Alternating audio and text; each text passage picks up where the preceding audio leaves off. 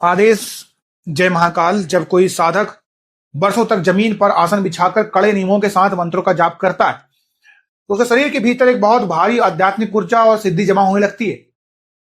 लेकिन तंत्र शास्त्र का एक बहुत गुप्त नियम है, जैसे तिजोरी में रखे धन पर चोरों की नजर होती है, ठीक उसी तरह आपके मस्तक और नाभि में जमा हुई सिद्धि को चुराने के लिए बहुत से कपटी इंसान और गंदी हवाएं यानी जो अदृश्य शक्तियां होती हैं, निगेटिव एनर्जी आपके आसपास घूमती रहती हैं।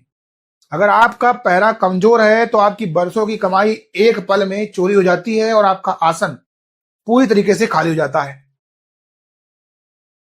आज इसी के बारे में 4 पक्के लक्षणों को ध्यान से सुनिएगा और वीडियो को लास्ट तक सुनिएगा, देखिएगा।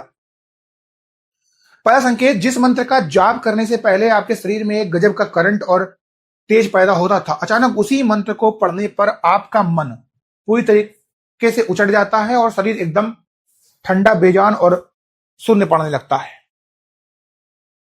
दूसरा संकेत, आपकी दहलीज और पूजा घर में अचानक एक अजीब सी मनहूसियत छा जाती है।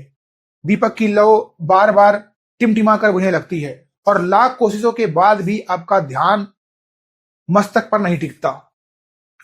तीसरा संकेत, स्वप्न जगत में आपको ऐसा दिखाई देगा जैसे कोई अनजान साया आपकी पूजा की माला, आपका आसन या आपके मंदिर की कोई मूर्ति आपसे छीनकर अंधेरे की तरफ भाग रहा है।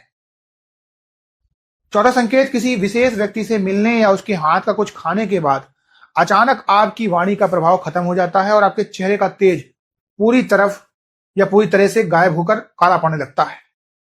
अब इसके पीछे का असली तंत्र और ऊर्जा संबंध ध्यान से सुनो। देखो, जब आप साधना करते हैं तो आपकी ऊर्जा आपके आज्ञा चक्र और नाभिक चक्र में ही एकत्रित होती है।